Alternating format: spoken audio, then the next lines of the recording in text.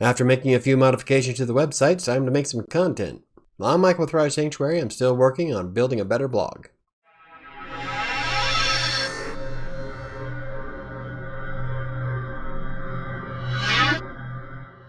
Now, content is the bread and butter of any website. If you don't have anything to read, nobody's going to visit. But that's the trick to the whole thing, is being able to write something that someone wants to read. Because you're going to create blog pieces that just do extraordinarily well, and then you're going to have a few pieces that don't get any traction at all. Not every blog post you write is going to be viral. But before we get started, if you can hit the like button to help the channel out, and for more videos about building a better blog, hit subscribe if you haven't already. And if you have any questions, comments, and concerns, you can always hit me up on social media, on Twitter and Facebook, or use the contact form on WriterSanctuary.com. So why don't I market the site yet? Mostly because I really only have maybe 9 or 10 blog posts. It's not really a lot of content, so it'd be almost pointless to say come visit my site if you can find something to read. So the first step to writing some killer content is devising a schedule. Mostly this is because I need to get in the habit of blogging at a specific time of day, and it also helps in engaging the audience. Because people like it when you stick to a schedule. That way they can rely on regular content coming out at a specific time of the day. And sometimes that's not going to happen, but as long as you can get pretty close to what you're normally pushing out, it should be okay. So the schedule that I created for this new blog of Practically Living Green is every Monday, Wednesday, and Friday. Now I know there's some experts out there that say that you should blog every day and write like 2,500 word articles. But in the grand scheme of things, since I have another job and I'm also managing 3 other blogs, it's just impractical for me to go any further than that. I simply don't have the time to put in 25 to 3,000 words a day on maybe 1 or 2 blog posts. But I'm not entirely sure that you absolutely need to do that. In fact, that's part of why I built this website to begin with, to see if all these expert tips and advice actually pan out. So for the time being, I'm going to aim for every Monday, Wednesday, and Friday, and I'm going to try to publish it between 10 and 11 o'clock in the morning because that's when most of my other blogs perform the best, except for the gaming blog, which does better at night. But for my personal blog, WriterSanctuary, and the fitness blog, they all do better between 9 and 11.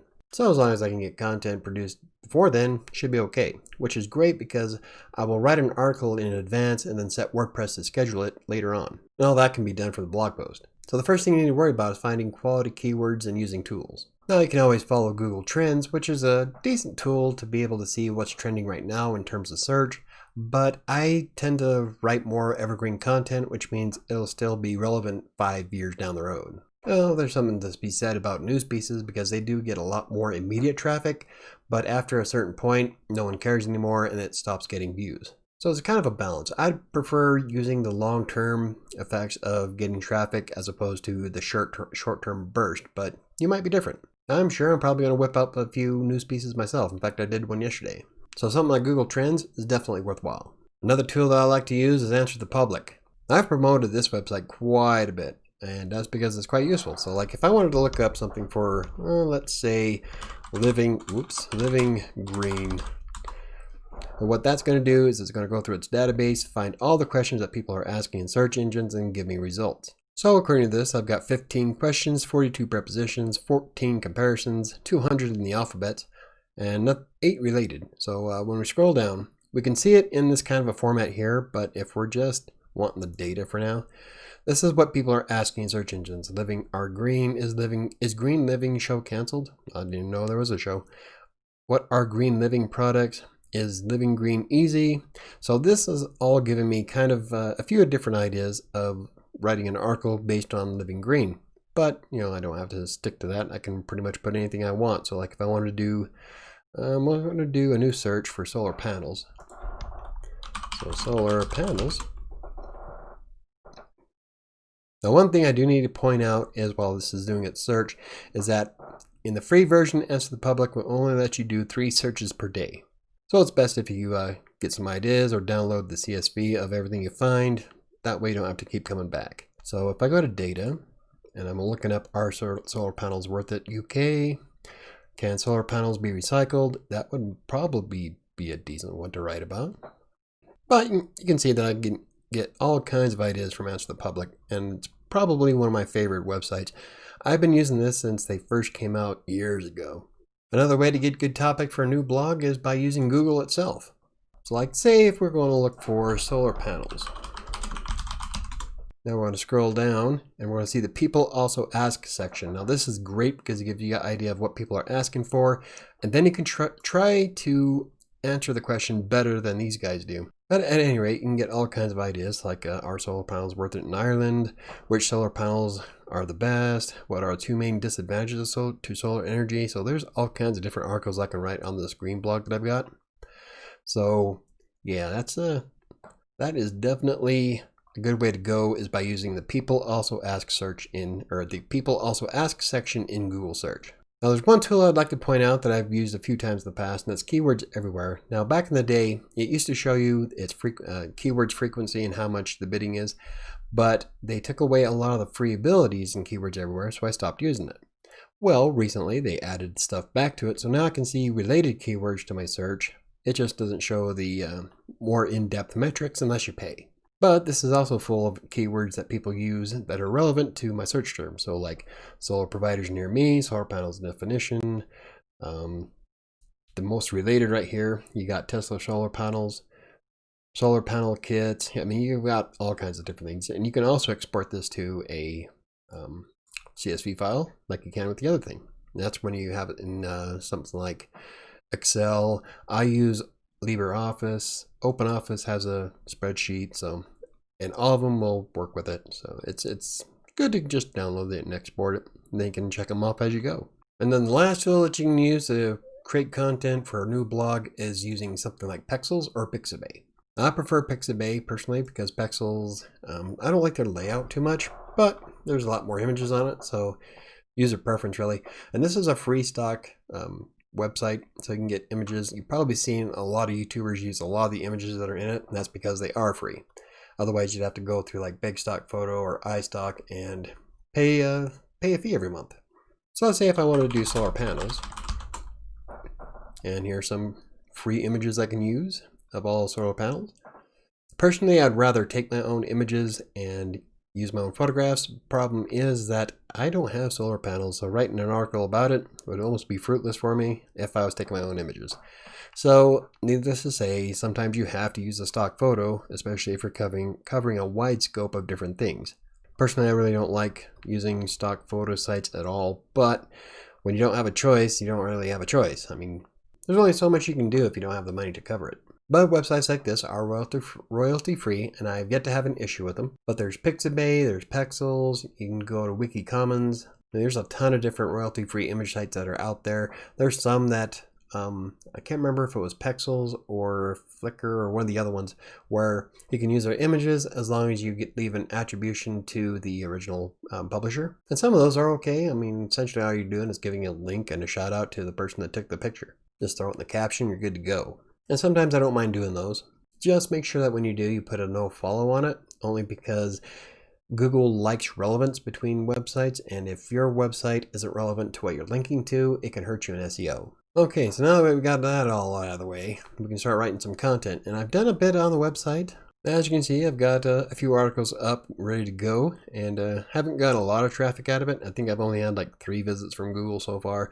Most of it's been traffic from YouTube, so probably viewers like you who probably want to check it out to see how far I've got so far. And since I started this back in January, I haven't got really far at all. But then again, I've had a really rough go of things this year, as has everybody else. But at least we got the content up and going. Now I'm going to keep pushing out the content every Monday, Wednesday, and Friday, and the next step I'm going to do is add social media and the push notifications. Because even though most of your traffic is going to come from Google, it doesn't hurt to try to promote your stuff as much as possible on sites like Twitter and Facebook. And when we start doing that, we'll start using tools like Hashtagify that can help you find the best hashtags to use. And eventually I'll probably have a Pinterest and probably an Instagram. It depends on whether I can get some quality images going or not, because I really don't like sharing stock photos on platforms like that. I'd rather use my own. So it really depends on what kind of content we create in the near future. But the last tool I want to show you is setting up an author bio. Now I'm using the simple author box, which is pretty basic, but it's simple, but it works very well. It comes with a ton of options. So how we get that is we just go to plugins, go to add new, and then we search for simple author box. Then we just install and activate it. Probably one of the most important things though is to check out the last updated. You always want your tools to be updated in WordPress. Yeah, anything older than 6 months and you probably start worrying about it because they could have abandoned the project or it could be defunct. So always keep an eye out for stuff that's been updated recently. But anyway, with the simple author box, we go into it and you see all kinds of groovy settings. So this is what it would look like if I used all of these icons, which I don't. Mostly because I don't have accounts on most of them. Okay, so with the settings, you can manually insert the author box yourself. You can, right now I have it set to automatic, so on every post it shows, and I'll show you what it looks like. You can hide the author box if the description is empty. Show the author email, which I have off because I don't want people emailing me. I mean, later on I'll probably do sponsored posts, but I'm going to have a contact form for that, so there's really no reason to have my email address showing. I did turn on open social icons in a new tab. That way my website remains open even if people are looking at the other social media sites. It's a good way to keep engagement. Now you can hide the social icons if you want, but I don't. Or you can hide the author box in the archives, which I don't do that either. So with the appearance, you can change your margins of your box so it's a higher or lower on the page. Then you can add a rotate effect on the avatar, which is the image I'm going to show you. Show author website. I have that turned on because it goes to michaelbrockbank.com. Open author in new tab. Add no follow attribute on author website link. Now I have this turned on. Anything that is no follow. Only because, like I said, you don't want Google going from one blog to another if they're not relevant to each other. So like michaelbrockbank.com has nothing to do with Living Green, even though I own it. But the main content of that blog is not similar to this one at all. So I don't want Google thinking I'm trying to inflate my backlinks. You can change the author position, icon types. I have it colored in their circle. I don't have the shadow effect or the thin border on them. Mostly this is all going to be user preference. So whatever you want it to look like. And when you go to colors, you can change the different colors. And this is an example. So that there is the dark green that I made. Now I put it with dark green because that's practically living green. So it kind of fits the theme. I can change all these different options if I want, but right now they're set to the default color of the theme. And then you can go up to typography. Here's another awesome feature of it is that you can use different Google font character subsets. You just drop down the list and you can figure out which ones you want to use. Author font family. So like I can switch it to anything from Aladdin all the way down to, it's a pretty long list, Zayada, whatever that is. And then you got the author website font family. So you can change all kinds of fonts in it. You can change the sizes. You can add description font styles, change it. So out of all the different author bio boxes that are in WordPress, this is probably one of the more flexible. There's still a lot of them that have some really cool features, but I think this is one of the best ones to use because it does have a lot of functionality to it. So like if I go to miscellaneous, load generated inline style to footer, if I wanted to add that, that kind of stuff will help you with speed. So what does that bad boy look like? Well, let's go to one of my pages here. Let's say we're going to visit this one here. Why is sustainability important? I love that image. So if you scroll all the way down, this is what the author box looks like. I have Twitter, Facebook, and Twitch all installed on it. And you can see that all the images rotate when I hover over, which is kind of cool. Yeah, if you're wondering why I have Twitch on there, it's mostly just an experiment just to see because that goes to my gaming Twitch channel. So just in case anybody wants to watch me on Tuesdays, Thursdays, or Sundays. So that's pretty much what it looks like. So now let's take a look at how we add this information to begin with. So we're going to go to users, and then we're going to open up the user profile of the person you're trying to adjust.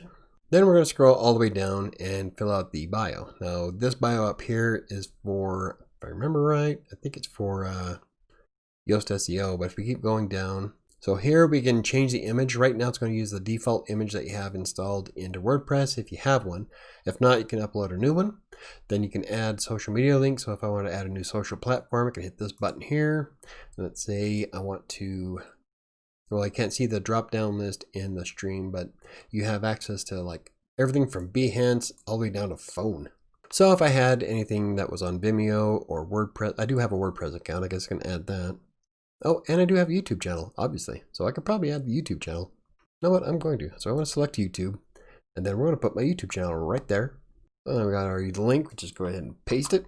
and we hit scroll down, hit update profile, and there we go. That should have added it. So now we're going to reload this page.